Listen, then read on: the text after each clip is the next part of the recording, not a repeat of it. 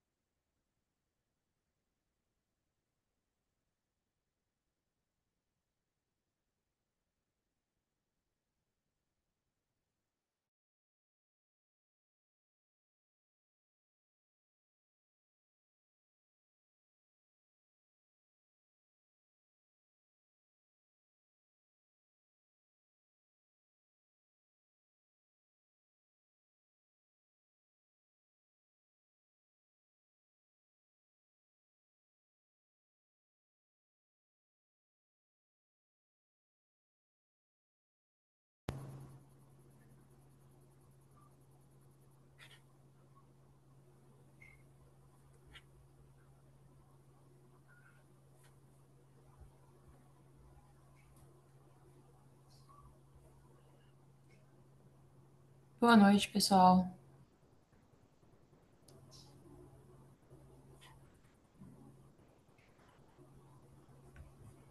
Boa noite, Bia. Não tinha visto, não. O meu tava mudo aqui. Tudo bem? Tudo bem. Boa noite, Beatriz. E que bom ter você aqui com a gente, viu? Eu que agradeço, é uma honra enorme participar aqui com vocês. Obrigada mesmo pelo Vamos convite. guardar um pouquinho. Que O seu áudio tá picando um pouco para mim, não sei se para todo mundo.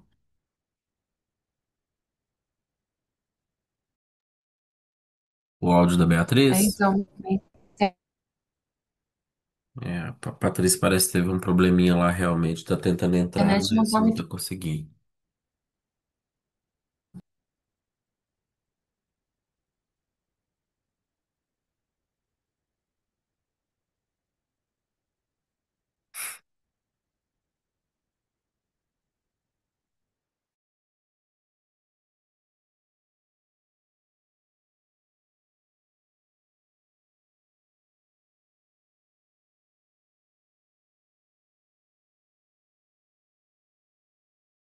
Seu microfone, Patrícia.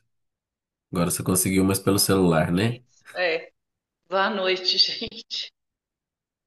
Tudo bem, Viviane? Boa noite, Patrícia. Eu estou bem, e você? Tudo bem. Estou aqui tentando entrar pelo meu notebook, mas não sei o que acontece. Assim, eu entro e trava inteiro o notebook. Aí falei assim, não, eu vou tentar pelo menos pelo celular, né? Dá certo. Boa noite, Patrícia. São os Boa noite, desafios. gente. Vera, Camila, a BDH Associação é você e quem mais, Cláudia? Apresentação. Bia que entrou pelo. Ah, que ótimo. Oi, Bia, tudo bem? Reconheci pela voz.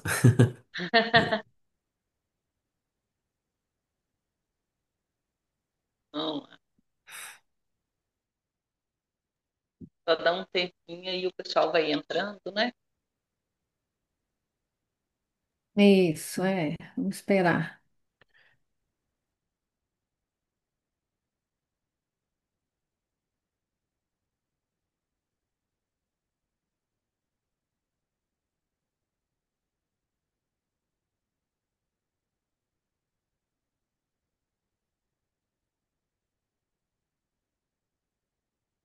Patrícia, eu já testei o vídeo aqui, viu?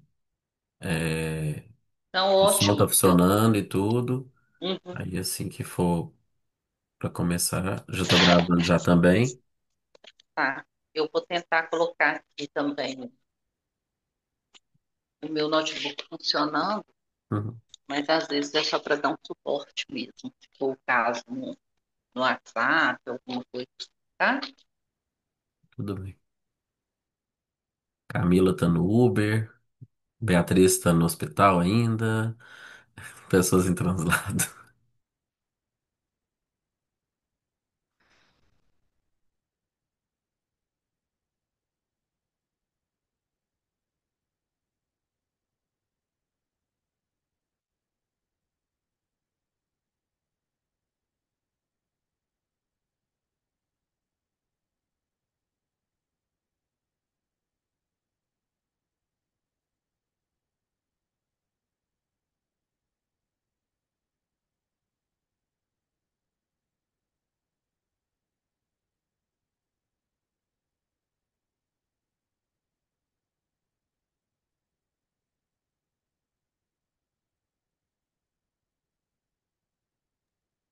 Maria Rita também já entrou.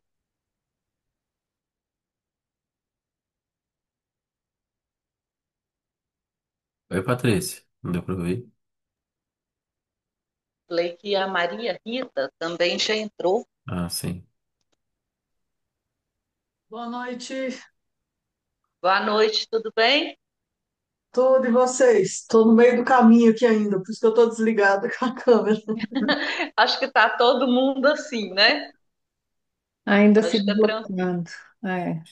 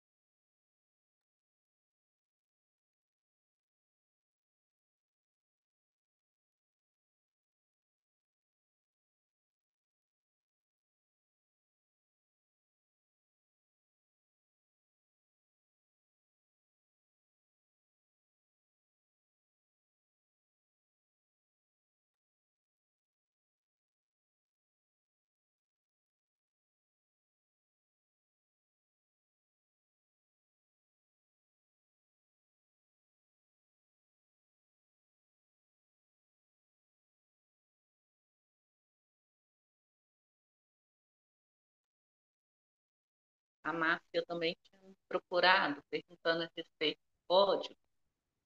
Aí mandei para ela, ela deve entrar também. Uhum.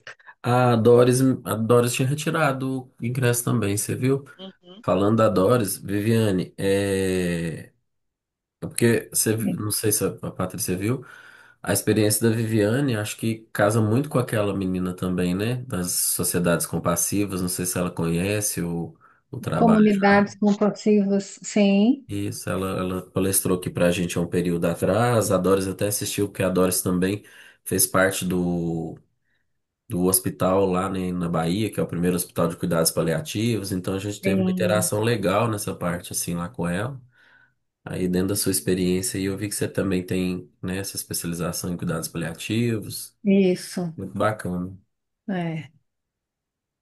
Viviane, essa comunidade que o Glauber está falando é a da Pampulha, aí em Belo Horizonte, tá? Com a Aham, Juliana. Mas foi muito interessante. é, A gente para pensar mesmo. Assim, exatamente.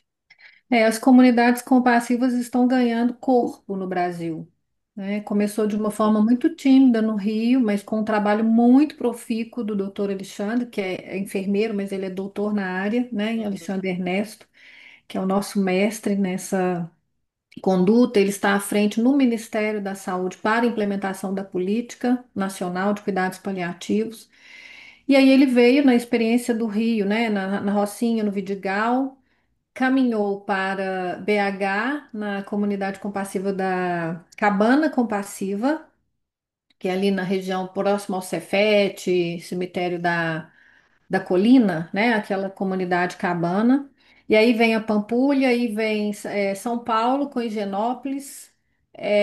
Que mais? Tem Goiânia, Maranhão, Fortaleza, Curitiba.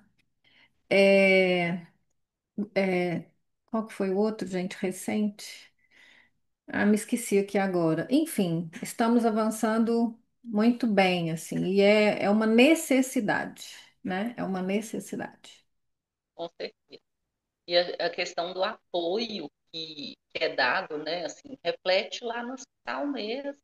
Com Tem como. certeza, evita, né? É um processo de evitar que uma demanda que de fato não é para hospitalização, porque não cabe as Uhum, medidas invasivas, porque não cabe a ocupação de um leito para esse tipo, né, de cuidado, mas principalmente da parte humana, assim, né? No Rio, a gente descreve muitos casos de pessoas nos bairros nobres que morrem sozinhas porque o vizinho nem sabe que tá, que é, não tá, se adoeceu, se não tá. Então, assim, a realidade, né, de uma conduta mesmo humana, de aproximação, né, de integração desse cuidado que faz parte da nossa rotina, seja na família, seja no trabalho. É, A eu gente precisa eu ver, enxergo né? essa questão muito de uma evolução realmente da assistência, porque eu não sei, eu nem sei o histórico propriamente se vem desse caso,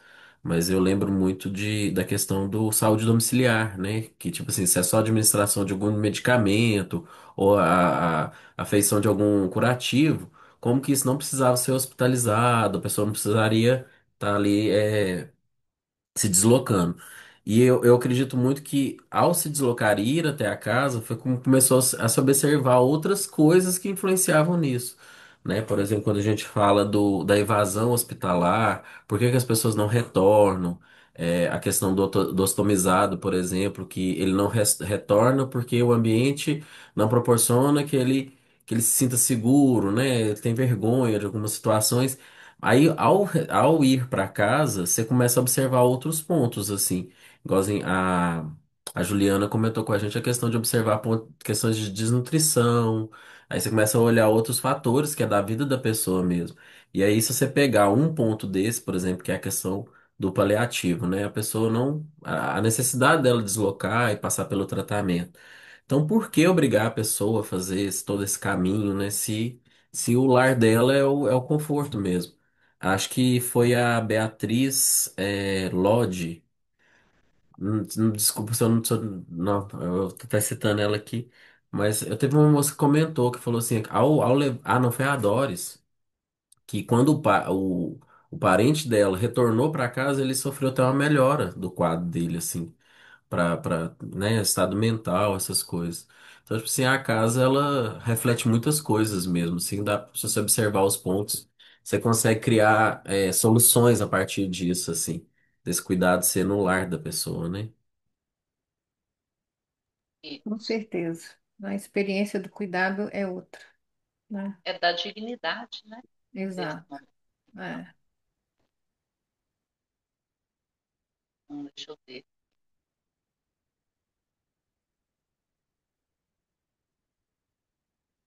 Eu acho que já dá para começar a apresentar, enquanto isso o pessoal vai entrando, Cláudia.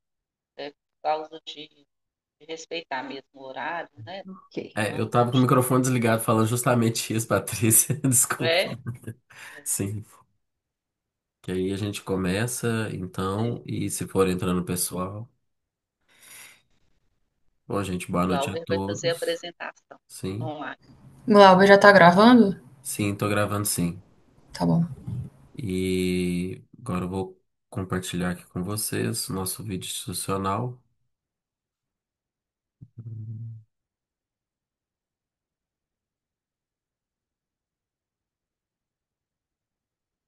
Você já pensou em fazer parte de uma rede que transforma o cuidado com a saúde através da qualificação dos espaços onde ele acontece? A ABDEH, Associação Brasileira para o Desenvolvimento do Edifício Hospitalar, é uma entidade multiprofissional, sem fins lucrativos, que desde 1994 conecta pessoas, empresas, conhecimento e inovação para desenvolver ambientes de saúde mais eficientes e humanos. Presente em mais de 20 estados e com mais de 900 associados, reunimos arquitetos, engenheiros, gestores, médicos, enfermeiros, estudantes e outros profissionais da saúde. Com uma agenda ativa de palestras, visitas técnicas, congressos e produção de conteúdos, promovemos educação continuada e fortalecemos as conexões entre quem planeja, projeta, constrói e gerencia os espaços de saúde em todo o país. Ao se associar, você tem acesso a experiências únicas de aprendizado, parcerias estratégicas, visibilidade para o seu trabalho e oportunidades reais de crescimento profissional. Na BDIH, você não só participa, você influencia o futuro da infraestrutura da saúde no Brasil.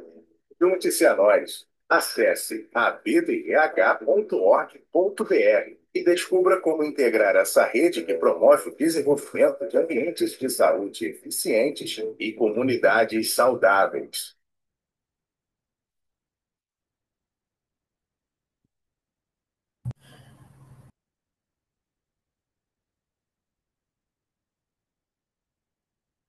Gente, nosso vídeo institucional, né? Fazendo estreia com ele. E fica aí o convite, passa a palavra para Viviane para ela se apresentar e poder, né, fazer sua palestra. Então, boa noite a todos que estão nos acompanhando aqui e que podem, posteriormente acessar também, né?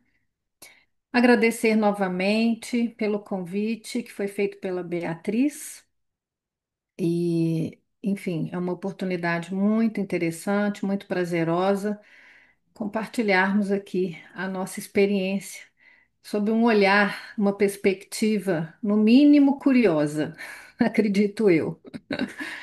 Então, vamos explorar aqui. Eu vou compartilhar a tela para que a gente possa desfrutar aqui do conteúdo que eu trouxe.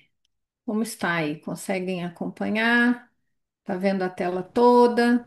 Sim, tudo certo. Sim, tudo Sim, certo. Certo? Ótimo.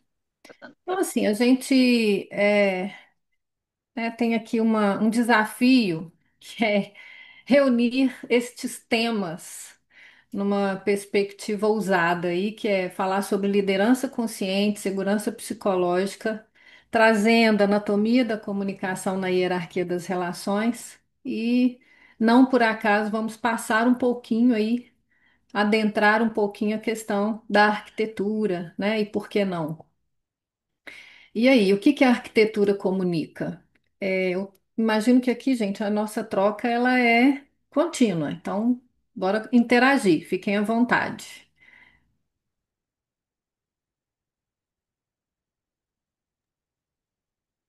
Eu, como sou muito falante, Viviane, Fácil. uma coisa que eu sempre falo é para esse campo que a gente resolve atuar quando entra para arquitetura e para saúde, é sobre a saúde dos edifícios que refletem na saúde do usuário, né? Então, Uhum, enxergar o paciente é uma coisa, mas enxergar a saúde do edifício, né? Eu falo de uma experiência maior no campo da reforma, vamos dizer assim, uhum, que é essa uhum, manutenção dos nossos edifícios para que isso reflita propriamente na saúde mesmo. Então, às vezes, o que comunica mais para mim é isso, é um edifício saudável, em função do conjunto. ok, É, perfeito. para Patrícia. mim, para mim ele comunica muito a forma que as pessoas veem e utilizam aquele espaço.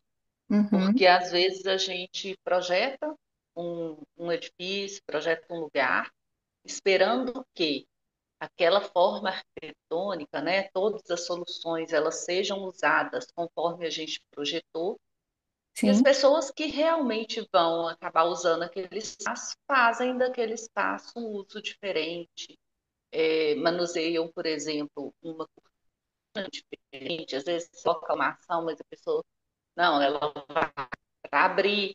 Então, assim, eu acho que também, apesar da gente ter essa visão estática, né, da edificação arquitetônica, é algo que está sempre em movimento, tá sempre mudando, conforme o uso. É verdade. E assim, é importante a gente lembrar que uma coisa é o que a gente oferece, a outra coisa é que o que é percebido daquilo que a gente oferece. E esse eu entendo que é o grande desafio para todas as nossas atuações, independente do campo, do segmento. Claro que a gente, né, vocês que são os doutores aí no assunto, então quando a gente está falando do que né, uma edificação, o projeto arquitetônico pode comunicar, a gente está falando desses itens todos, de segurança, de cuidado, de dignidade, de clareza e autonomia, de eficiência, de inclusão, mas com significados diversos neste contexto, né? E aí a gente começa a perceber um pouco do que você trouxe, Patrícia, que é, tá, eu penso lá na clareza e na autonomia, eu proponho soluções para que esse cliente, né, na experiência dele, ele tenha autonomia, mas ele não vive nesse contexto. Então, eu entendo, né? Aí eu vou trazer o meu olhar, né, gente? É claro que é sobre isso quando a gente compartilha uma experiência, né? Mas é muito desafiador quando a gente propõe uma melhor solução se a gente está comunicando, se aquele cliente ele de fato foi priorizado, a escuta dele foi incluída, o estudo desse perfil foi considerado, né? Ainda hoje a gente vê investimentos muito robustos, necessários, importantes em todos os níveis, mas que estão desalinhados, né, com as pessoas que circulam, que usufruem disso. Isso vale para as edificações públicas, privadas, filantrópicas, que é onde eu navego também. E aí, né, eu venho desafiar para dizer o seguinte: se até o ambiente comunica, o que está acontecendo com as pessoas? Não é? O que está acontecendo com a nossa comunicação? O que aconteceu com essa estrutura, né, inata, com todo um aparato, uma capacidade instalada, que até então era muito bem explorada, desenvolvida e que por hora está ficando, né, um pouco a desejar. A gente tem experimentado em um outro jeito de comunicar, né? Então, a gente percebe que sim, a tecnologia chegou para mudar e tem mudado o mundo, mas nós estamos enfrentando isso, né? A perda de foco, a perda de atenção, uma menor socialização, né? Uma diminuição dos nossos níveis de tolerância, né? Estamos experimentando mais intolerância em todos os sentidos e a redução da empatia. Então, por hora, eu imagino que quem está aí me escutando e me vendo já está pensando assim, mas onde é que a Viviane vai chegar com essa conversa? Estamos juntos, vamos lá. E aí, o que que acontece? A gente tem aí já tem um termo, né, que traz sobre a dependência tecnológica, e esse termo que não é de agora, mas ele já foi incluído, né, no CID, na Classificação Internacional de Doenças. Então, nós já temos aí transtornos decorrentes, que a dependência tecnológica, ela tem sido assim como os demais vícios têm, né? Vícios nos jogos, no álcool, alimentação, no sexo, enfim. Isso mexe, né, com uma estrutura da sociedade, na cultura, nas relações humanas. E aí, quando a gente fala sobre isso, a gente também começa a entrar em contato com o excesso de informação, que é a infodemia, né? Brain rot, que é essa coisa de não conseguir concatenar as ideias, não conseguir pela exaustão, né? Pelo volume. A nomofobia, que é de fato não conseguir ficar sem o acesso ao recurso, seja do celular, do tablet. A cegueira cognitiva que é, lembrem daquele vídeo, não sei se todos já acompanharam, é um vídeo que você tem pessoas jogando basquete e aí passa o urso e aí a pergunta que fica assim, quem viu o urso, né? Porque é sobre isso, a gente começa a ficar seletivo sobre o que a gente vê. E aí a gente está falando do que a gente vê no ambiente, do que a gente vê nas pessoas, do que a gente vê nas relações. Burnout, que hoje, né, a gente entende que foi um termo cunhado para o profissional da saúde, no ambiente da saúde, mas que hoje não é mais tratado só aí, ele está, né, ampliado, mas também burnout, que é quando você tem a falta de estímulo, a falta de atratividade na sua realidade. E isso tudo trata dessa dependência. Com isso, a gente começa a viver uma cultura incongruente. Ou seja, a gente tem desconexão das pessoas, a gente tem uma relação que ela, como é que fala, estimula, né, uma postura de desconfiança. A gente tem um desinteresse, né, em fazer parte, apesar de ter como necessidade. A gente tem desinteresse de olhar, de perguntar, de explorar. E com isso a gente vai se desintegrando de quem a gente é, de como a gente atua e assim por diante. E aí a gente vai junto agora, né? Explorando mais um pouquinho o impacto disso na relação profissional. Perda de produtividade, aumento do absenteísmo, rotatividade, aumento dos conflitos, números de acidente de trabalho. Ok. Viemos aí com uma atualização da NR1 sobre riscos psicossociais, que já tem, né, tanto discurso, tanto número, tanto dado caminhando por aí, mas a gente tem ainda o quê? Como a gente tem uma cultura incongruente, a gente continua falando de protocolos, a gente continua falando de regulamentação, mas a gente está deixando de lado a história por trás do dado, a biografia que integra esse contexto e esse ambiente. Então, sim, de lideranças despreparadas, dos tipos diversos de assédio, dos processos incompatíveis com os recursos, e aí a gente tem recursos insuficientes ou ineficientes que também, né, permeiam a nossa realidade, sobrecarga de trabalho, pressão por resultado, enfim, sub ou hiperqualificação. E como ficam as pessoas nesse ambiente? Então, agora a gente começa, tá, Viviane? E aí? E aí, como é que fica essa coisa da arquitetura, da liderança e da comunicação? Segurança psicológica, um termo cunhado pela, né, principal pesquisadora, enfim. E ela traz para a gente isso. O que que tem a ver isso com o perfil de um usuário numa edificação hospitalar cuidadosamente planejada e estruturada? Quem gostaria de explorar um pouquinho essa pergunta? O que que tem a ver?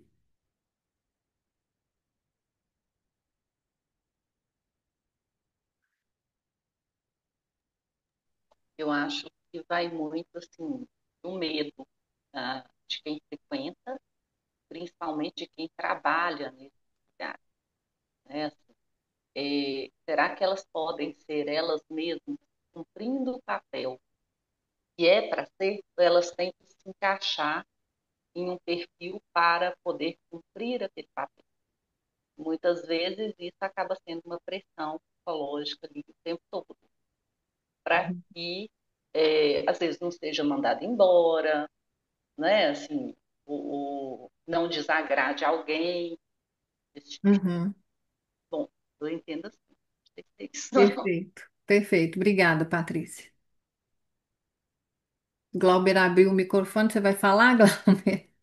Não, é porque duas coisas que já me pegaram na sua fala aí, que eu tenho lido muito sobre questões de futurismo, justamente nas comunicações, Uhum, que é a questão, por exemplo, agora, e isso há tempos atrás já discutidos, a questão da produtividade versus a resolutividade, né? A produtividade que ganha corpo com um chat GPT e uma inteligência artificial, e, no uhum, entanto, a relação humana do pensar, do comunicar, do que foi compreendido a partir daquilo, do que foi transmitido a partir daquilo. E, assim, quando eu falo dessa segurança psicológica, entra muito essa questão que vocês, como você comentou, do burnout, do excesso de cobrança e produtividade, tudo em massa em relação ao resultado, em função de enxergar o humano que está ali atrás disso. Quando você exato. coloca um áudio que você passa na velocidade vezes dois, às vezes você perde a capacidade de ouvir o ser humano na velocidade normal, que não tem como passar na velocidade 2. E É, aí você pode fazer isso em outros patamares. Quando você passa até a série da Netflix vezes 2. Então, quer dizer, mesmo no seu momento de lazer, você tá sempre estimulando o seu cérebro a não ter essa empatia, essa questão de sentir-se seguro em ambientes diversos, né? Que você pode estar tratando assim. E você sempre tem que estar nessa entrega isso. incessante, assim. Muito interessante. E, assim, o que a gente vai recordar é que esse termo, sim, ele traz muito mais o foco no profissional, na atuação profissional, quando esse indivíduo, ele precisa se sentir seguro, ele precisa ter uma experiência de atuar num ambiente seguro, mas não é só o ambiente físico, é uma ambiência. Porque também ter uma relação saudável, mas que o ambiente físico não te proporciona segurança, também não dá. E ok, mas além desse ambiente seguro, é se sentir completamente protegido e à vontade para se expor, né, nesta relação interpessoal, onde há a liberdade de expor, inclusive, a falha, o erro. E aí, quando a gente pensa numa edificação, a gente pode pensar nos diversos ambientes. Você vai, né, caminhar aí por estruturas recentes na pandemia, que exige o quê? Que um ambiente preparado, projetado para servir para um ambulatório ou para uma sala, né, multidimensional, ele realmente possa se transformar num atendimento, num pronto atendimento, em que um andar de internação se torne, né, uma ala cirúrgica de emergência para uma situação de catástrofe.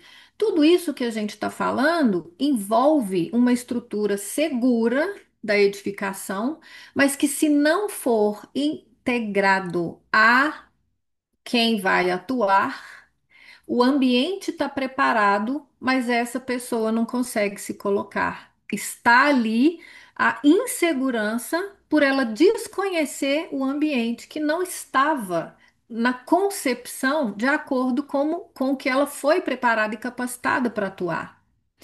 E aí, por que que eu desafio na minha fala a gente explorar isso? Porque para vocês, profissionais, quando estão ali trazendo, acabei de ver o vídeo onde vocês reforçam ter uma equipe multiprofissional para atuar nos projetos de vocês, isso é fundamental. Mas o quanto é de fato, né, vocês podem dedicar para fazer essa escuta na ponta. Para quem vai permanecer depois que vocês deixarem esse ambiente perfeito, totalmente pensado nas soluções diversas. Mas e aí? E quem vai estar ali? Isso envolve os comitês para participar com os colaboradores e os comitês do paciente, em que ele se coloca.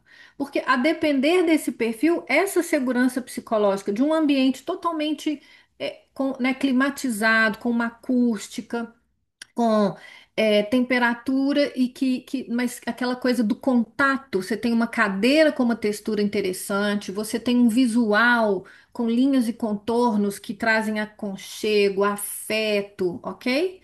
Mas que naquele perfil a qualidade do material é tão requintada e o usuário é de uma simplicidade tão grande que aí isso me remete, vou dar um exemplo bem assim, né, bem fora da curva, mas para que remete à recordação de vocês, que é, lembra de um quadro no Luciano Huck que tinha sobre alguma coisa, como é que é?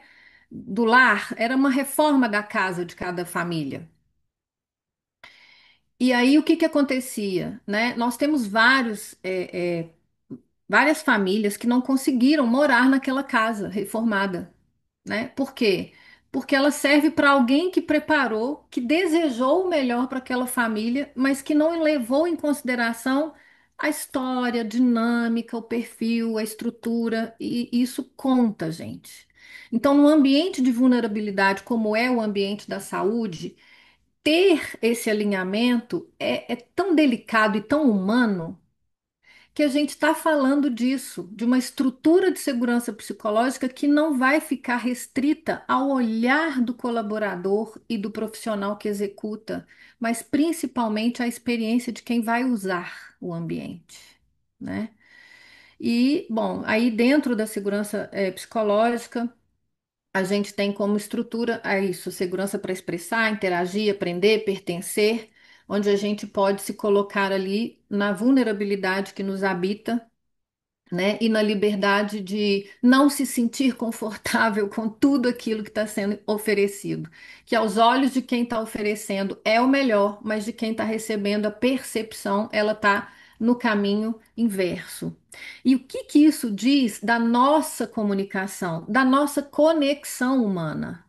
É sobre isso. A gente está perdendo tempo nisso, nessa conexão, olhos nos olhos, nessa conexão de uma escuta total, que não é só com o nosso sensorial da audição, mas eu posso, mesmo em silêncio, mesmo não comunicando verbalmente, escutar o todo, observando os movimentos, compreendendo a postura, né? E aí a gente pode adentrar muitas outras coisas, mas vou seguindo aqui. E dentro dessa perspectiva, a armadilha da resiliência. E aí eu verifiquei que recentemente vocês tiveram um encontro para falar sobre isso, né? E, e aí, o que que quer dizer? Como é que a gente emprega essa coisa da resiliência no nosso universo aqui, no nosso contexto? É enxergar o outro, né? Além de se enxergar, é enxergar todo mundo como uma sociedade, que um depende do outro o tempo todo. Então, você falou do encontro que a gente teve, foi um seminário da BDH, foi extremamente rico, porque ele mostrou ali o tanto que a gente tem que estar preparado para surpresas, assim, né? Algumas catástrofes. A Sim, gente sempre age assim, a catástrofe. Mas, às vezes, pequenas coisas que acontecem dentro do hospital também é uma catástrofe, isso. sabe? Assim, então, não é só olhar, ah, teve um terremoto, mas espera aí, também faltou luz. E aí, como, É, sabe? Mas foi muito rico, realmente. Eu acho que é olhar para o outro, pensando no melhor do outro. E que a gente também pode oferecer como melhor, sabe? Não é olhar bacana. pro pior. E Bom, foi isso sabe, que eu aprendi lá, tá? sim, claro, mas é isso, estamos trocando aqui os aprendizados, né? E uma coisa muito interessante quando eu falo sobre a armadilha da resiliência é que o termo resiliência hoje ele é empregado em várias coisas. Há uma infraestrutura resiliente, ok? Uma comunicação resiliente. Então, assim, passou a ficar comum, todo mundo vai, né, replicando o termo com entendimento, mas o termo resiliência ele é aplicado a materiais que conseguem retornar à sua condição anterior sob tensão. E aí todo mundo achou legal dizer que o ser humano é resiliente, então ele tem uma competência a mais. Porém, gente, aqui está a armadilha. Nós não temos como voltar à condição anterior. Vou explicar melhor. O que que acontece? Naturalmente, a partir do momento que a gente nasce, nem o número de células do nosso corpo é o mesmo. Se tudo acontecer em condições de temperatura, clima e pressão, a gente não vai voltar ao número de células do dia anterior. A gente acorda e dorme diferente, se nada acontecer. Só que para ir um pouquinho além disso, a gente está dizendo que temos uma estrutura, né, uma capacidade instalada da nossa estrutura orgânica preparada para, em ambiente sob pressão, então eu estou falando de relações, eu estou falando de ambiência e eu estou falando da condição externa, circunstâncias imprevistas, catástrofes, pandemia, etc. Tá? Nesta pressão, naturalmente, a gente vai se posicionar emocionalmente diferente. E diante de uma mesma experiência, de uma mesma circunstância, cada um vai experimentar diferente aquela situação. E toda a experiência ela é 95% emocional e 5% racional.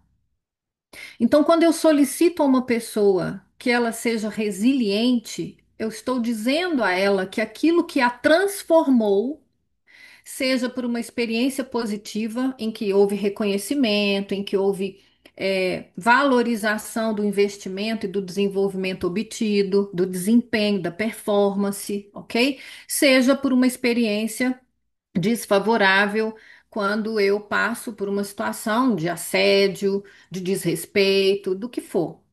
Isso transforma a nossa maneira de nos posicionarmos.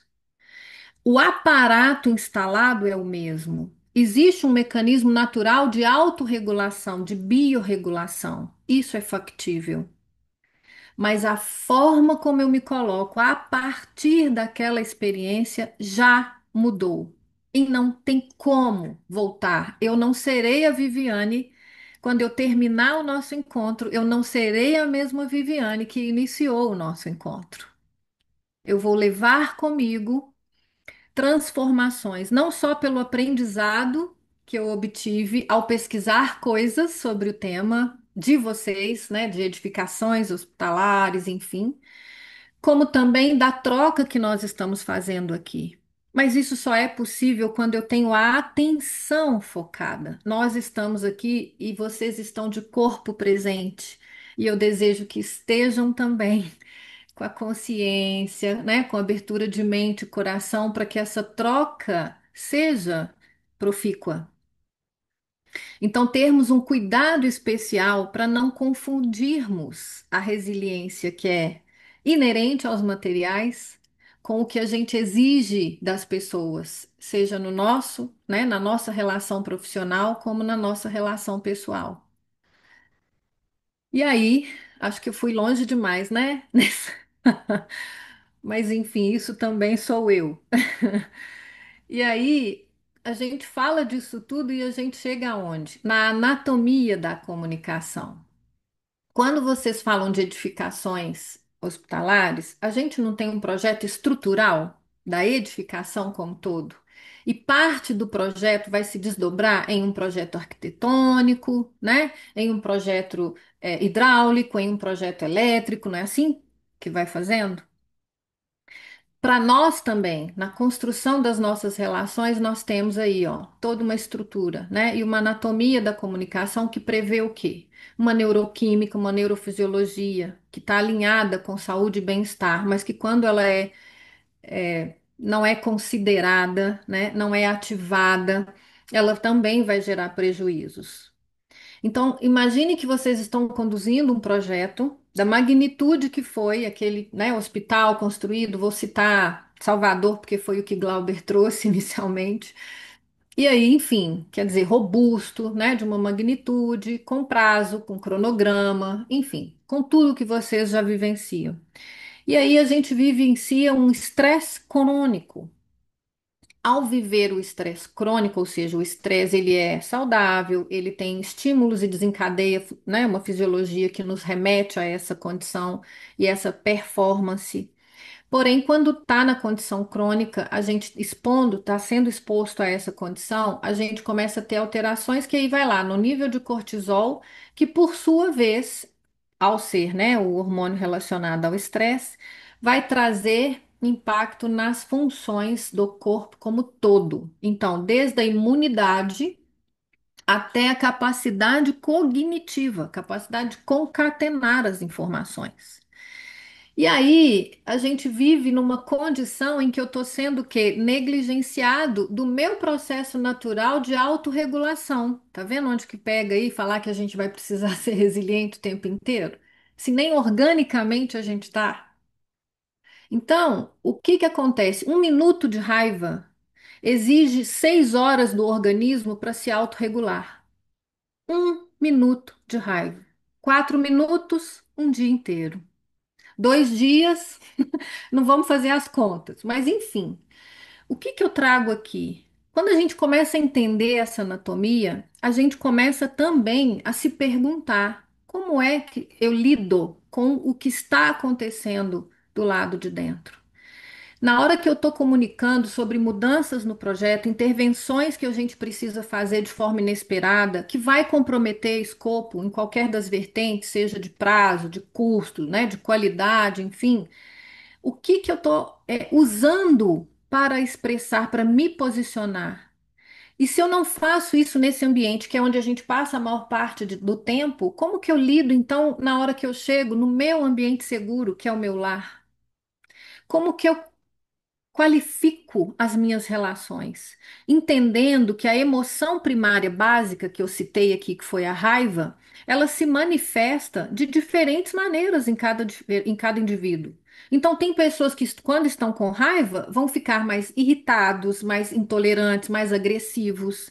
Mas tem pessoas que, com raiva, se tornam totalmente introspectivos, se isolam, deixam de fazer contato. E aí? Como que eu sei disso? Como que eu construo relações saudáveis, positivas? Como que eu qualifico o resultado de um projeto? Como que eu estimulo a performance de uma equipe se eu não estou olhando para isso, né? E aí, bom, para além disso, eu, né, não vou adentrar com tanta precisão, mas a gente vai falar do nosso sistema nervoso autônomo e aí a gente tem que entender que eu tenho um cérebro primário que ele é completamente instintivo e ele vai falar o quê? Das regulações básicas de temperatura, pressão, né? Então, as nossas fisiologias, necessidades básicas, ok. Mas eu tenho um segundo cérebro que ele fala para mim o quê? Dos registros emocionais. E ele é primitivo porque ele está relacionado com o quê? A medo, a estratégia de evitação, de ameaça. Então, tudo que eu experimento está sendo registrado ali. E à medida que isso é bom ou ruim, eu vou trazendo essa interpretação e dando significado às experiências. E aí já está no terceiro cérebro, que é o córtex pré-frontal, né? O córtex, que são as habilidades de discernimento, de ter clareza, de concatenar as coisas, etc.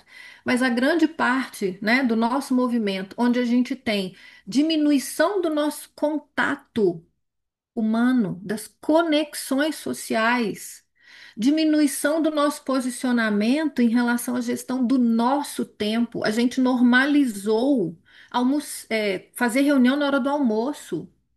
A gente normalizou trabalhar final de semana, trabalhar à noite até às 10 horas. Então, tem alguma coisa que tá, né? Como é que é aquele ditado? Tem uma coisa muito errada em tudo que tá certo? Não lembro mais. O fato é que é por aí. E aí a gente está pensando, né, em estruturas que sejam adequadas às pessoas, sem que a gente se olhe enquanto pessoas, né? Quem é a Patrícia, quem é a Camila, quem é a Maria Rita, quem é a Bia, quem é o Glauber, quando você está ali, atuando naquele projeto. O que está acontecendo com você ali? Quão presente você está? Que grau de atenção você está dando à relação que constrói e edifica aquele projeto? Porque não é só sobre cumprir o projeto na sua estrutura em si, né? Bom, e aí a gente entra na questão da liderança consciente, que é sobre equilibrar razão e emoção, né? Então a gente começa a questionar: você é um líder que resolve? Se é um líder que resolve, é um líder que dificilmente está comprometido com segurança psicológica. E eu vou explicar por quê. Porque o líder que resolve, ele sobrepõe. Então, não importa o que está acontecendo, o que importa é o resultado. Vamos, vum, e aí vai. E eu não estou dizendo com isso que está certo ou que está errado. Eu só estou evocando observações. O líder que resolve dificilmente é o líder que se envolve e que desenvolve pessoas. Porque ele é valorizado e ele é requisitado para resolver. e não para se envolver, para se conectar e começar a entender, pera, a Patrícia hoje está diferente. E eu preciso me colocar disponível para compreender o que é e se for algo que eu possa ajudar, que ela se sinta vista, escutada, respeitada, compreendida e apoiada. E tudo isso está acontecendo enquanto vocês estão executando um projeto. Tudo isso está acontecendo na dinâmica, nessa velocidade, no piloto automático. Então, quando a gente fala, eu adoro esse livro, eu sempre cito. A primeira edição dele é de antes, acho que é final de 97, se eu não me engano. Ele é médico, né, o autor, e ele traz a base científica sobre como você pode, como cardiologista, como ele evitou cirurgias cardiológicas previamente indicadas, estimulando que seus pacientes retomassem as conexões. E isso está comprovado por aquela pesquisa de Harvard, a mais longa da história, que durou 75 anos, quer dizer, já dura mais de 75 anos, onde foi pesquisado as pessoas que iniciaram lá com 18, hoje já estão com 90 e tal. Para quê? Para mostrar que a relação social, a conexão, olhos nos olhos, a escuta ativa, ela é que transforma e constrói coisas, incluindo relações. Então ele fala aqui, né, num dos trechos, ele cita a, a responsável lá, né, professora do MIT, e ela diz assim: apavorados com a solidão, mas com medo da intimidade, experimentamos uma vasta sensação de vazio, de desligamento da irrealidade do eu. E aqui o computador, posso dizer agora, o celular, o tablet, o que mais for, o chat GPT, enfim, um companheiro sem exigências emocionais oferece um paliativo. Você pode ser solitário, mas nunca está sozinho. Pode interagir sem ter medo de ficar vulnerável a outra pessoa. Isso me toca, gente, profundamente, porque eu vejo isso no consultório, eu vejo isso na atenção domiciliar, porque eu também tenho atuação, além da psicologia clínica e organizacional, eu atuo na atenção domiciliar. E é por aí. Então, à medida que eu me distancio até de mim mesma, para não entrar em contato com o meu desconforto, com a minha é, constatação de que eu tenho uma dificuldade, que eu tenho uma habilidade que eu precisaria desenvolver, mas não estou dando conta. Para não entrar em contato com isso, eu me escondo atrás de diferentes recursos. Para não entrar em contato com o outro, eu também me escondo, com horas a mais de trabalho, com novos cursos, eu termino um, faço outro, termino um, faço outro, porque nunca é bom o bastante, eu preciso estar completamente apta para alguma coisa, isso vai consumindo meu tempo. E com isso, a gente também vai falar disso, da economia da atenção. E o autor aqui, ele é, né, um dos principais coordenadores lá da USP como é que fala? Departamento de Psiquiatria.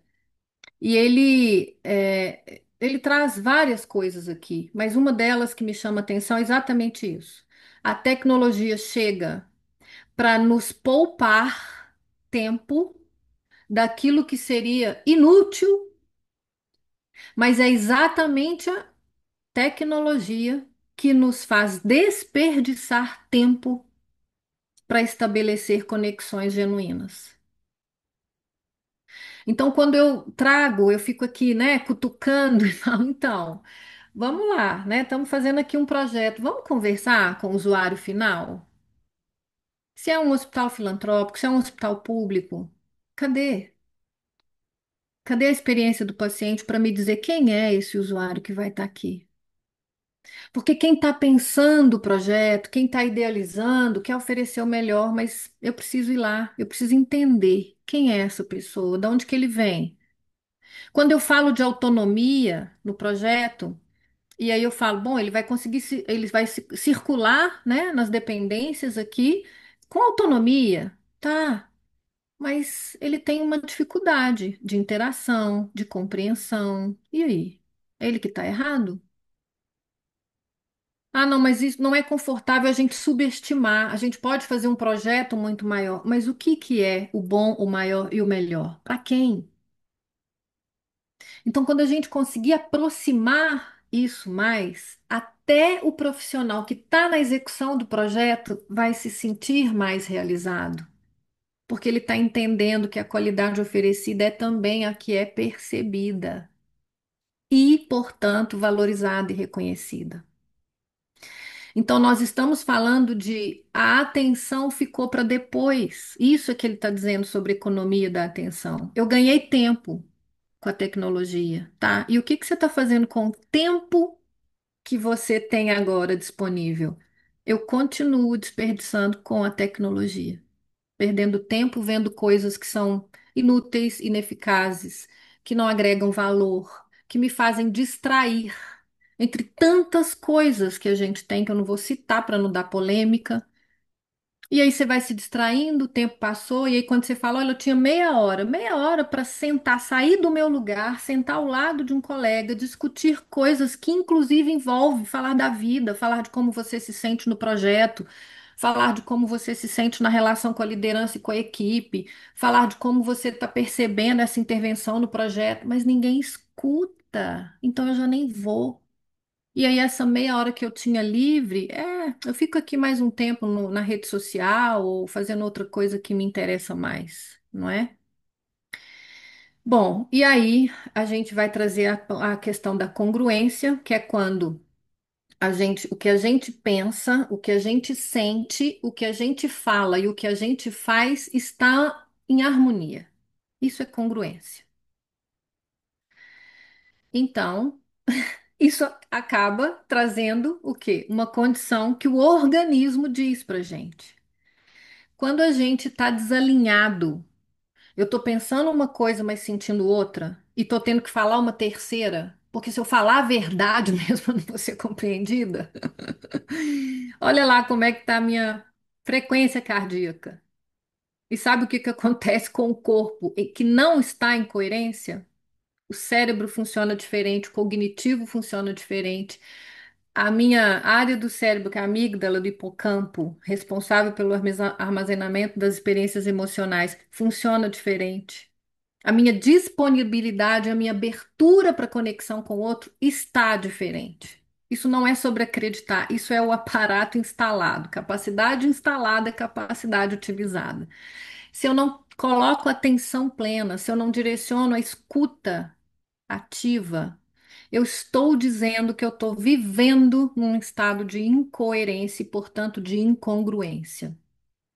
E isso desqualifica as nossas relações. Elas ficam mais densas, mais tensas e, portanto, a vida fica mais pesada, não é?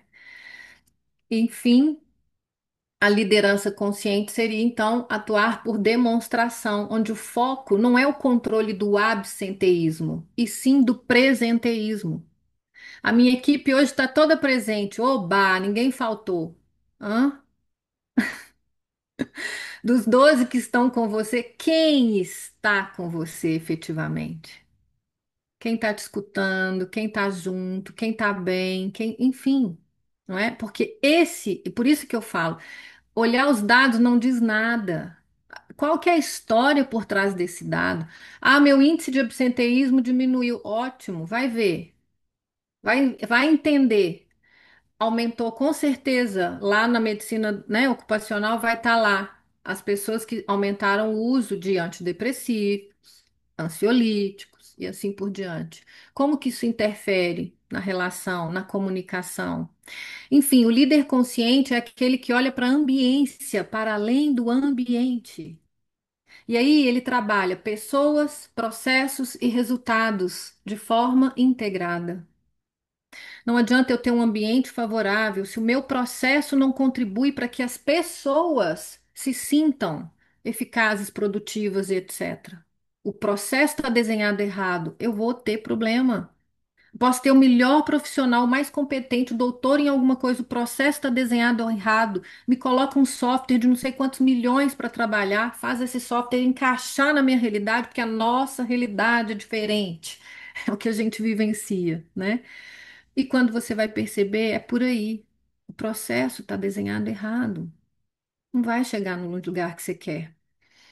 O líder consciente, ele vai trabalhar uma cultura congruente, onde na rotina dele está incluído o tempo de escutar, de conversar, de saber o que se passa com essa pessoa que é pai, que é mãe, que é irmão, que é filho, que é vizinho, que, enfim, que vive uma vida para além do trabalho.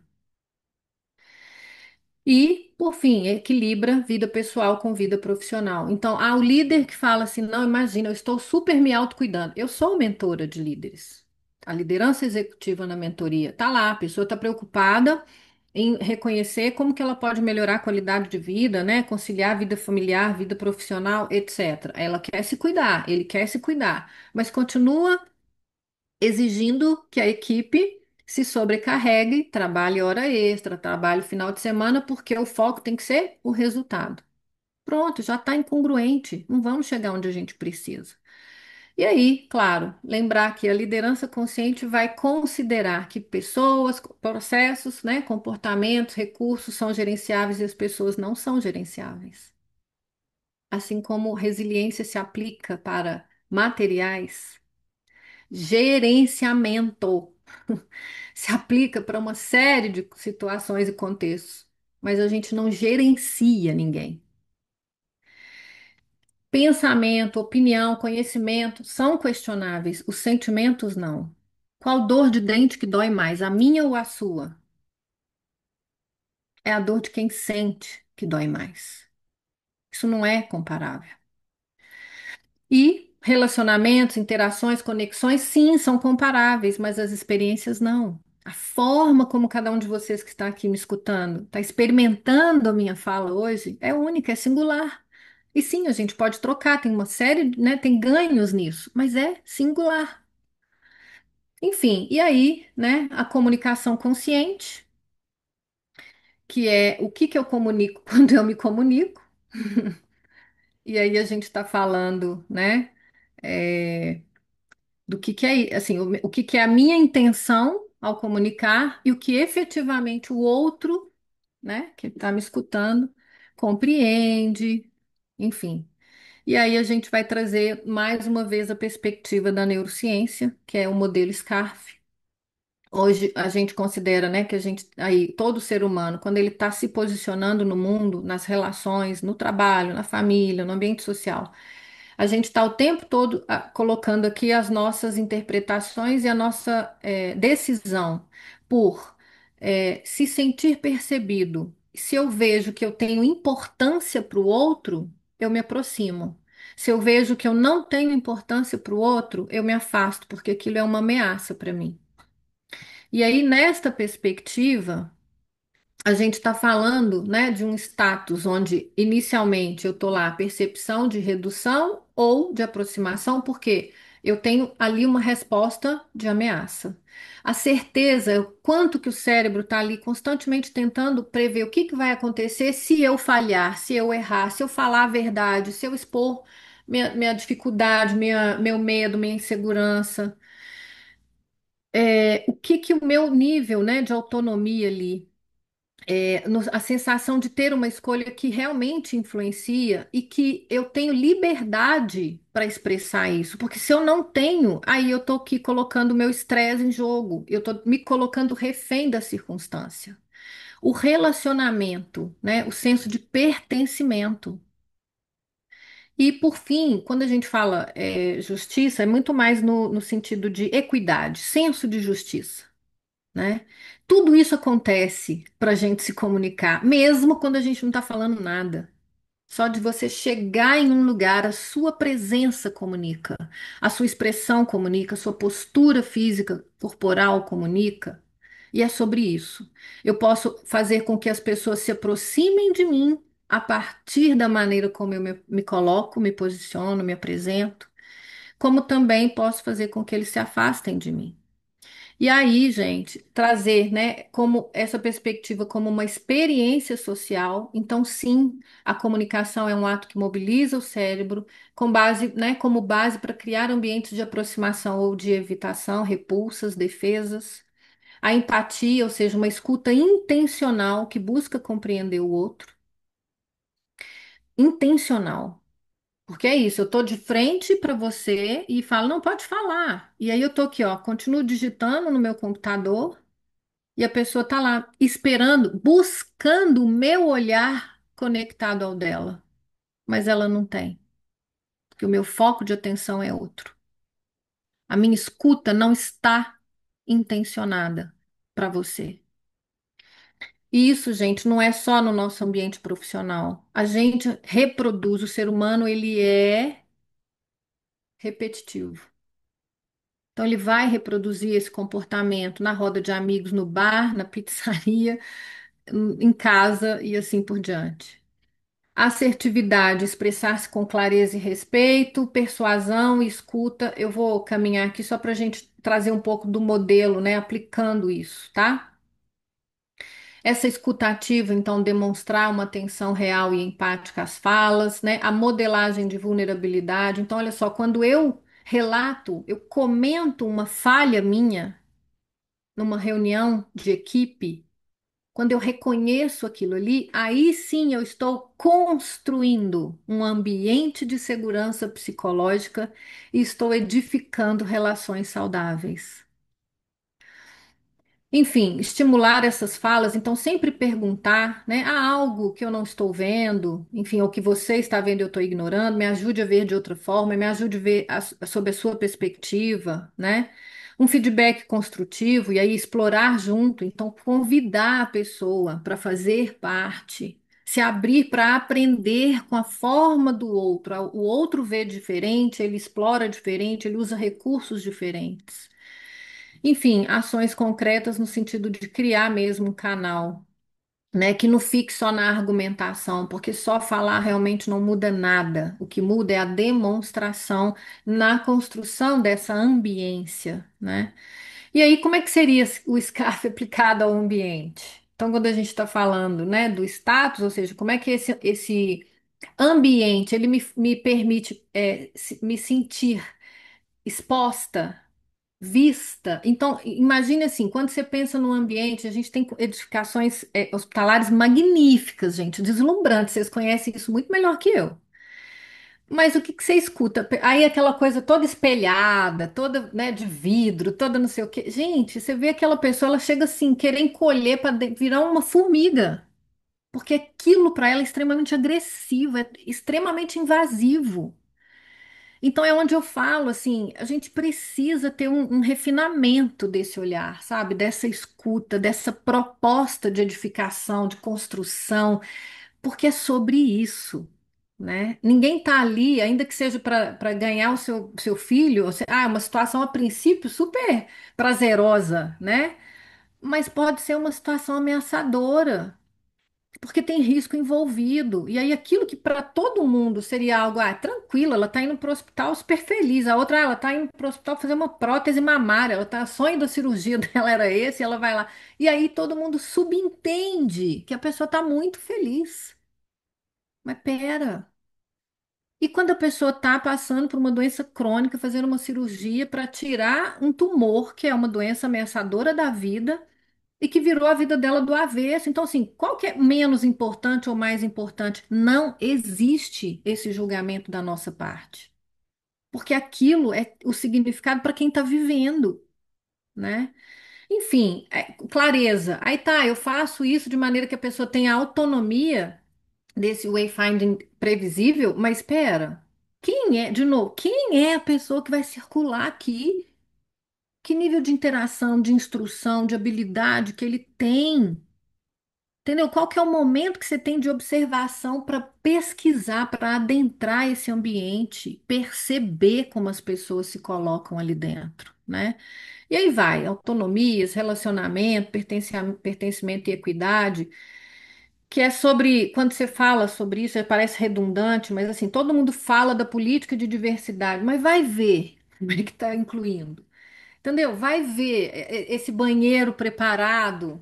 Vai ver como é que é isso. Ele é tão diferentão, tão exorbitante que ele continua excluindo. Ele continua destacando o diferente. Olha como é que a gente é, né? É muito delicado, é muito desafiador. Mas enfim, é possível, né? E eu não estou aqui à toa, é porque eu acredito. E aí, a hierarquia, né, da comunicação nas relações humanas. E aí, não por acaso, eu trago um artigo que é super recente, dos principais aqui, né? Ele é Daniel Neves Forte, ele é paliativista, ele é nosso principal, ele é referência aí sobre isso, sobre comunicação em situações difíceis, etc. E ele estudou a fundo, acabou de ser publicado esse artigo falando dessa hierarquia. Então, existe um posicionamento aqui que não é aleatório, porque quando a gente está falando das relações e quando a gente está falando da ambiência, tem uma base estrutural que é estabelecer a confiança. Então, eu posso dizer de uma relação de inclusão, de humanização, mas se o ambiente ele está muito longe daquilo que é acessível para mim, eu vou ficar desconfiada se eu realmente posso falar do meu jeito, na minha simplicidade, com as palavras erradas, e que eu não serei questionado, ignorado, criticado por isso. Mas eu estou explorando para o nosso contexto. Mas ele está falando que quando você chega para comunicar com uma pessoa, ela veio te trazer uma situação que ela falhou, houve um erro. A depender de como você escuta, se você responde ali destacando a falha, você já não tem a primeira estrutura aqui, ó, a base, que é o quê? Você quebrou a confiança. Nada do que você falar a seguir será escutado. E isso, gente, é orgânico. O cérebro não vai processar. Não vai. Por quê? Porque a experiência inicial é, poxa, ela me coloca e me vê como incompetente, como incapaz e assim vai. Nada do que você colocar, não, Viviane, mas eu tô aqui para te ajudar, nós vamos treinar, isso não vai acontecer de novo. Nada disso eu já não tô escutando mais. Não tô. Porque lá no primeiro contato, quando me coloco vulnerável e expus para você essa situação, pronto. Você já foi destacando que, pois é, mas não é a primeira vez, né? Mas o que está acontecendo com você? Você não anda bem. Pronto, acabou. E aí ele fala, estabelecer a confiança e venho aplicar a ressonância emocional, que é o quê? Lá, quando a gente fala da comunicação consciente, eu falo da escutativa, eu pergunto, ao invés de deduzir. Como é que você está se sentindo com isso? Como é para você vir me contar isso que está acontecendo? Como é para você falar que a gente falhou aqui? A gente vai ter que voltar 3 passos no projeto. Nós vamos ter que assumir esse custo que não era para ter assumido por essa falha, mas como é para você lidar com isso? Como é que você está se sentindo com tudo isso?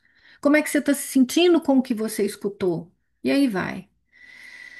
No que você faz essa ressonância, sem julgar, aí sim você pode propor um alinhamento cognitivo, que é chamar a pessoa de novo para uma condição em que ela vai dedicar atenção e vai conseguir concatenar cognitivamente as informações. Ou seja, gente, tem estrutura em tudo que a gente faz, fala, sente, assim, vai, né? Então, não dá para a gente falar de edificações sem levar em consideração isso. Estou terminando, aqui é só um Tem que vídeo. fazer na vida é procurar novas perguntas, sabe? Porque à medida em que você procura novas perguntas, você vai respondendo algumas coisas também. Ou pelo menos abrindo outros caminhos. Eu acho que o mais importante na vida é perguntar. A vida bota a gente sempre nesses impasses, né? De você se sentir forte, fraco, presente, ausente, né? Como se diz, com sangue nos olhos e ao mesmo tempo, de repente, numa anemia danada. E eu descobri como compositora que quanto mais pessoal você acha que está sendo, quanto mais íntimo você acha que está sendo, mais universal também você está sendo, porque a minha dor é a sua dor, né? Eu falo como seres humanos, é lógico que a gente pensa diferente e é importante que a gente pense e que a gente respeite as diferenças, né? Mas eu acho que é importante que parta da gente, né? Porque o que parece pequeno muda o mundo, cara.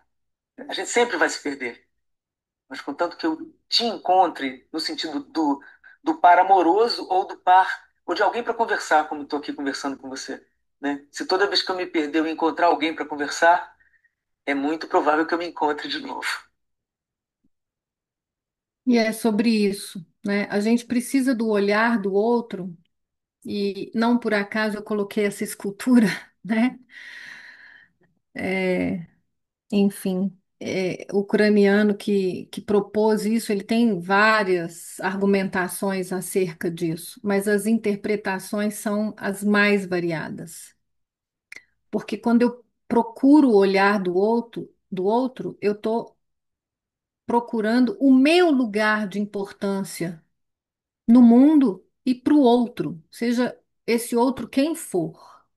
Então, na relação de trabalho, num projeto de edificação, esse outro é a equipe do projeto, a equipe, né, por etapa de projeto, o usuário final, a equipe que trabalha naquela edificação ou que vai trabalhar, né? Porque a gente pode estar falando de adequações nos setores, né? A gente pode estar falando sobre inovações nos setores e assim vai. Porque é o lugar do outro, né, que diz da minha existência. É o olhar do outro que diz de quem eu sou para mim mesma, não para o outro. Então, como é que eu me vejo nessa circunstância, né? Tudo pode dizer ao contrário, mas se eu encontrar alguém que me olhe e que, sem falar nada, me veja e me escute, pronto. Ali a gente conseguiu desfazer, né, um emaranhado de coisas. E aí, minha mensagem final é que a gente, né, tem aí o olhar do arquiteto que vê a transformação. Enquanto todo mundo está vendo bagunça, material, tudo desorganizado, vocês olham o resultado final, vocês olham a transformação, vocês olham a satisfação daquele lugar cuidadosamente preparado. E que a gente tenha também a postura do nexialista, que integra os significados daquilo que é universal, ou seja, a visão generalista, e aquilo que é singular, a visão do especialista. Então, o olhar do arquiteto, postura do nexialista e o coração de paliativista, que explora as infinitas possibilidades a partir de uma biografia. Bom, era isso. Me abro aqui. A gente, né, concluiu o tempo aí com 1 hora certinho, mas estou disponível para trocas. Viviane, quando a Bia trouxe a sugestão de trazer você para poder fazer a palestra, a primeira coisa que ela falou com a gente foi o seguinte: gente, a palestra é incrível, eu tenho que trazer essa palestra. O que vocês acham? E assim, o pessoal acatou na hora, todo mundo acatou. E realmente ela acertou em cheio, porque é muito bom, faz a gente pensar em muita coisa, né? Assim, faz a gente pensar não só no projeto, mas na vida da gente mesmo. Eu acho que o mais difícil é colocar em prática. Muito, porque a gente não sabe qual é o limite que você também dá para isso, né? Até quando também você vai dando esse limite. Ou você vai recebendo também, né? Que é de mão dupla. Então, assim, eu adorei a palestra. Meu bloquinho está cheio de anotação. Assim, tem um monte de coisa aqui. Anotei o nome dos livros também. E uma coisa que me chamou a atenção é o fato de que a gente olha só muito para a gente, mas quando a gente tem uma equipe, desenvolver só a pessoa, só uma das pessoas é uma coisa. Quando você coloca essa equipe para trabalhar junto, você tem uma outra realidade. Então, esse olhar também, ele muda da pressão e do resultado. Porque uma coisa que me chamou atenção foi quando você fala assim, independente porque o que a gente quer é resultado. Na verdade, a gente quer o resultado mesmo, né? E é em prol disso que se une uma equipe. Agora, como fazer com que cada um ali junte as peças para ninguém desmotivar para ter esse resultado? Eu acho que é o mais difícil. Sem Mas, nossa, dúvida. eu amei a palestra. E aqui, vou falar uma coisa aqui meio pessoal. Eu e o Glauber, nós somos sócios, né, Glauber? Então, assim, eu acho que muita coisa eu anotei e ele também. Amanhã é nossa reunião de planejamento estratégico. Eu tenho certeza que muita coisa vai vir em pauta. Muita coisa. Que bom. Fico feliz com o seu retorno, né, Patrícia? Mas já trazendo um pouco da minha observação acerca da sua pergunta. Viviane, trabalhar no individual é uma coisa, trabalhar a equipe, fazer com que essa equipe ela se integre, ela compartilhe habilidades, né? E aí ela possa multiplicar e aí sim trazer performance. Mas é sobre uma coisa que a perspectiva da biologia nos ensina muito isso, que é assim, o todo, ele só é possível quando cada uma das partes está na sua melhor condição de funcionalidade. Então, ao contrário do que hoje os mecanismos de capacitação e desenvolvimento, introdução de novas tecnologias, que propõe o quê? Você pega o que está ali, que funciona e encaixa. Então você pega o todo, aí você reúne todo mundo e propõe o objetivo e propõe a maneira de fazer e etc. E acredita que aquilo é um fator inicial de motivação.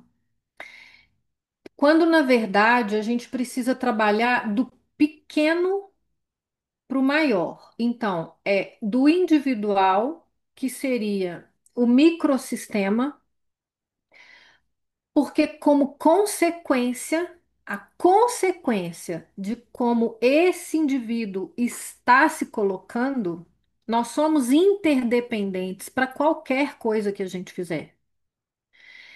Então, no nosso papel familiar, nós somos interdependentes. Nenhum pai, nenhuma mãe atua sozinho, ainda que sejam isolados, sei lá, por condições das mais diversas formações familiares que nós temos hoje.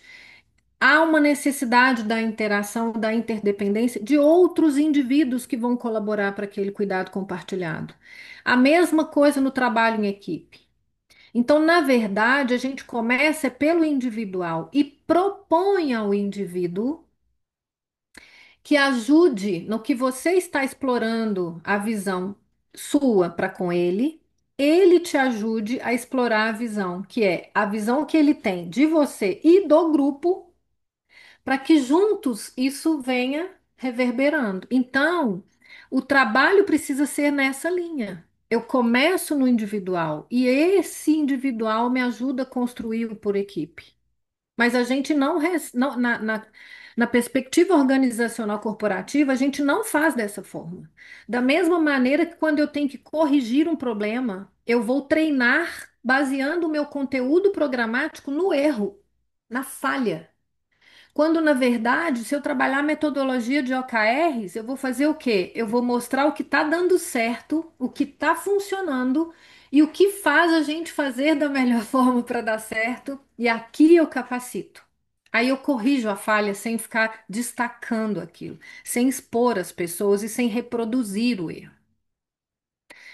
Enfim, então não tem fórmula mágica, né? Mas tem uma perspectiva diferente. E a gente, no mundo que a gente está hoje, a gente tem pressa, a gente tem, né, assim, pressão, a gente quer tudo rápido. Então, a ideia que a gente faz é de que trabalhar no indivíduo gasta mais tempo, mas não é verdade. Aí eu vou citar um livro que eu não mostrei na apresentação, que é Muito Além da Hierarquia, que é um livro mais antigo também, mas atual no sentido de lá o Pedro Mandelli divide a equipe em três grupos: o que vai com você, o que fica em cima do muro e o que resiste bravamente. Normalmente, com qual que a gente trabalha primeiro? Normalmente com quem está resistente. Todo mundo foca energia em tentar convencer, corrigir o outro que está me dando Uhum. trabalho. Quando na verdade você tem que ir com quem já está com você. E esse grupo vai influenciar quem está em cima do muro. E quem está resistente, exclusão natural, seleção natural de Darwin. Pronto. É, Então é tem, por aí. É a gente caminhar um pouquinho, né? O eu pessoal não sei se tá. você conhece, mas eu comprei esse aqui, ó, é o que eu tô lendo. Você conhece esse? Conheço. Aham. eu estou lendo esse livro, estou gostando bastante, porque aí Excelente. ele vai com a ideia de equipe, não com a ideia de individual, né? Muito bom. Ó, deixa eu dar uma olhada aqui no chat para a gente ver aqui. Boa noite, estou no Uber, ok. Depois, não só usar técnica, atender a forma e a função, sensibilidade, ótimo. Que incrível, Patrícia, algo que você compartilhou aí, a Elida se sentiu tocada. Camila, realmente excelente. Que mais ótimas reflexões, Maria Rita. Maria Carmen, excelente. Poderia listar os livros novamente? Amor e Aí eu coloquei Sobrevivência. os dois aí. Isso. O Glauber estava atento, ele estava com a atenção plena, hein? Olha só. E muito além da hierarquia foi o que eu falei agora. E o outro é o Viver é Melhor Sem Ter que Ser o Melhor, do Daniel Martins de Barros. Perfeito. Muitíssimo obrigada, Glauber, pela assessoria impecável aí, ó. Não, tá tranquilo. Um comentário sobre as questões, né, que você levantou, a questão o entendimento, voltando um pouquinho lá atrás, o entendimento sobre a palavra resiliência, mudar esse significado muitas vezes é muito importante, porque isso realmente passa a ser, em dado momento, para a gente entendido como um elogio, assim, plenamente. Né? E aí esse esgarçar das palavras que eu sempre luto contra elas, tem algumas, né, a Patrícia sabe, que é a sustentabilidade. Aí se usa a sustentabilidade até ela não fazer sentido. O coach propriamente, o coach se esgarçou, e aí vem o mentor, aí vem. Assim, então, tipo assim, é muito mais no entendimento do que aquilo significa para você. E, por exemplo, a resiliência, nem tudo ela é um quesito de ser levado em consideração como, tipo, eu sou resiliente, então quer dizer que você resiste a tudo, então quer dizer que você. É o famoso caso, o tipo, igual você falou da questão da equipe, aquela pessoa que mais entrega, aquela pessoa que mais responde, aquela pessoa. Aí ela também é a que mais sofre todos os danos, às vezes, da situação, porque os outros já têm, né, uma forma diferente de ser entendido. É, porque tem essa questão da dinâmica, né? Da dinâmica das pessoas. A questão, por exemplo, da eficiência, da dinâmica, e muitas das vezes da questão, por exemplo. Então, tipo assim, a dinâmica, ser uma pessoa dinâmica não é ser totalmente uma pessoa disponível, porque isso também não deixa brechas para que os outros entrem no processo, no circuito ali das coisas. A questão, eu tenho falado muito aqui, eu estava discutindo com a minha irmã sobre a questão da liderança, mas não é bem liderança que a gente estava falando sobre o gerenciamento. E aí o gerenciamento, a chefia, e muitas das vezes ligado ao microgerenciamento, que é aquela pessoa, eu delego, eu entrego, mas eu fico ali vigiando, eu fico ali. E aí, tipo assim, então quer dizer que você não entregou. Então, é uma questão lá que eu estava discutindo com ela esse final de semana. Então, quer dizer, a pessoa não deixou você cumprir o papel. E, assim, isso cansa todo mundo, assim. Ela estava relatando a situação. Me lembrou muito esses pormenores que você foi colocando, assim. Eu achei muito bacana mesmo, assim. Uma coisa que também, em um dado momento aqui, eu lembrei, é quanto à questão das pessoas falarem a juventude não quer nada com a dureza. Tá, mas vai querer alguma coisa com a dureza se todo mundo tá tão desgastado e tão. E medicação e a terapia muitas das vezes é paga por quem sofre para aprender a lidar com o outro, e tipo assim, isso não resolve propriamente. Então, tipo assim, ela observando esse mundo de adulto. Dá para poder ter esse entendimento, de falar assim, eu realmente quero isso. Então, tipo assim, o que está sendo proporcionado a partir desse momento? Quando tem essa visão do de fora, né? Igual você falou, das dores, eu sempre brinco que a cruz de ninguém é mais pesada, porque ela é a sua. E aí é a questão, não, senão vira uma competição, né? Tipo assim, eu tenho 4 doenças. Não, ganhei, tem 5, como se fosse um truque, assim, e não é assim na vida, né? Mas muito bacana, assim, todas essas visões, assim, que muitas das coisas passam. Tava comentando com Bia aqui, né? Meu cérebro que divide, assim, é, a Bia falando, ela fala muito bem. Eu falei assim, Bia, já me pegou aqui num monte de coisa aqui. Já me capturou aqui. Então é isso, assim, muito obrigado mesmo por compartilhar com a gente. Pois é, vocês conseguem me ouvir bem? Tá picotando? Ainda não. Sim, sim. Sim, É, eu queria agradecer mais uma vez pela Viviane ter aceitado o convite, né? Assim, eu tive a oportunidade de assistir por acaso, caí de paraquedas, né? de assistir a palestra dela no local onde eu trabalho e foi de assim sair com a mente, né, borbulhando de ideias e pensamentos e tentando entender e encaixar tudo no meu cenário atual e na minha intenção de onde eu quero chegar, né? Tendo em vista a minha intenção de me tornar um dia um líder, né? De ter uma equipe voltada para essa questão de projetos, enfim. E ter a chance de te ouvir mais uma vez, assim, né? Novamente a cabeça sai, porque a gente escuta certas coisas de uma primeira vez, elas a gente recebe, processa de um jeito, quando a gente escuta de novo, a gente, como você falou, né? Eu não sou a mesma que eu saí na palestra, da sua primeira palestra, e agora não estou começando e finalizando do mesmo jeito. Então, novamente, a congruência, o coração, a mente, o que eu estou falando, o que eu estou sentindo, o que eu estou fazendo, tá tudo aqui ainda meio muito confuso, mas eu espero conseguir chegar no momento em que tudo se encaixe. E eu espero muito que todo mundo que está presente aqui, né, todo mundo que teve que sair mais cedo, enfim, é, tenha recebido a palestra de uma forma muito positiva e inquieta mesmo, porque eu acho que certas coisas foram feitas para incomodar, para nos tirar, né, como ele acabou de falar, nos tirando da nossa zona de conforto, exatamente. Então, acho que isso é sempre positivo, né, para a gente poder mudar, reconhecer o que está bom, né, permanecer com isso e ver onde é que a gente tem falha para trazer possíveis melhorias. Então, deixo aberto também o microfone para quem tiver aí algum comentário, alguma pergunta, aproveitem, explorem a Viviane, gente. Muito obrigada, Bia, mais uma vez.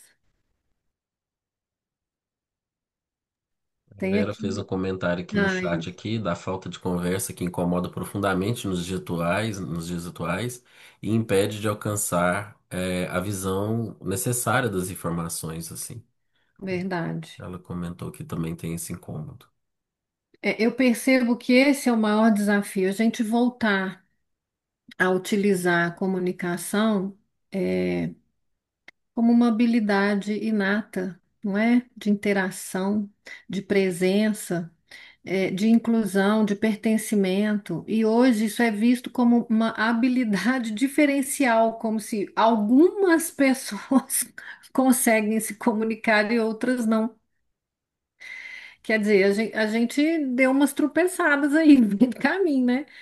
E aí a gente retornar isso, né, é do ser humano, né? O bebê, ele se acolhe, ele experimenta a segurança muito antes de acessar as áreas de desenvolvimento relacionadas à fala, né? Então ele experimenta isso a partir dessa comunicação sensorial. Então, aonde que nós estamos falhando, né?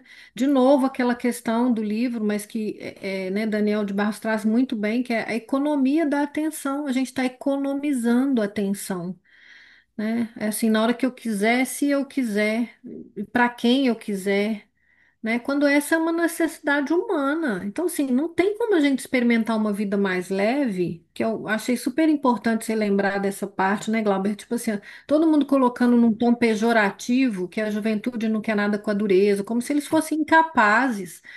Mas vejam bem, a gente está demonstrando para ele que está muito sacrificante viver essa vida, que não tem nada de prazeroso E nisso. que às vezes a gente quer retornar para um ponto, né? A gente quer voltar num ponto de equilíbrio mesmo da. Não, e Tipo aí assim, é o que a nossa, quando era assim, isso é que você quer Uhum, retornar, então o que que a gente quer que eles avancem se às vezes a gente quer fazer esse ponto de retorno e retomar isso. essas conexões? E outra coisa, o que que a gente vai demonstrar se a gente está falando uma coisa, né, da comunicação consciente? O que que eu comunico quando eu me comunico? Então eu posso não estar falando nada, mas o meu comportamento está dizendo que é aquela coisa de você chegar assim, num grau de estresse, de cansaço, de exaustão tão grande que você não quer conversar, você não quer interagir, você não quer se relacionar. E aí, nossa, eu fico na terapia buscando relacionamentos saudáveis. O que que eu tenho que fazer? Desculpa, mas não é aí.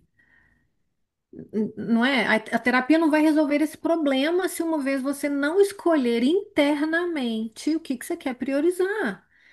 Então, é sobre isso, né? E é lógico que eu estou trazendo o meu olhar que navega aí pelo consultório, pela atenção domiciliar, pelo clima organizacional e assim por diante. É a minha postura nexualista, não tem jeito, gente. Viviane, te agradecer mesmo por tudo. Se alguém tiver mais alguma coisa para falar, a gente pode ficar à vontade, né, para poder também ir terminando por aqui, mas Se te deixar, a agradecer gente vai rendendo, imensamente. né? Mas vamos fechar, porque faz Sim, parte. Não, Ok. mas foi muito bom. Muito obrigada, Viviane. Bia, mais uma vez, obrigada por ter trazido a Viviane, né, como sugestão e ter feito isso, né, da maneira que você fez, porque a gente conversou numa semana, na outra semana ela já estava com tudo pronto. O Glauber aí também pela apresentação, por ter entrado antes e resolvido o que precisava ser resolvido. Né? transmitir aqui só os últimos agradecimentos pessoal do chat. A Viviane está agradecendo, a Camila está agradecendo, a Vera também, a Hélida. Só para poder, né? Como se diz, às vezes a gente esquece o chat ali, mas o É, pessoal tá É, ali comunicando. interagir. Bom, o importante é isso. É isso, um grande prazer a troca. Adorei, né, estar aqui com vocês e assim que a gente possa se encontrar em novos momentos, em novas oportunidades. Sim, e que a a gente gente continue tinha que fazer um print, conectado, né? redes sociais, aproveitando poder falar também. Viviane, em breve receberá um convite para estar com a gente na Expo Hospital Brasil, tá bom? Ó, Que a gente vai estar lá. combinado, estaremos lá então. Então tá Muitíssimo certo. obrigada mais uma vez. Um abraço a Obrigado, todos. gente. Obrigada pela presença, pessoal, e pela atenção dedicada. Tá certo. Muito obrigado. Boa Obrigada, noite, gente. gente, a Boa todos. noite. Tchau, tchau.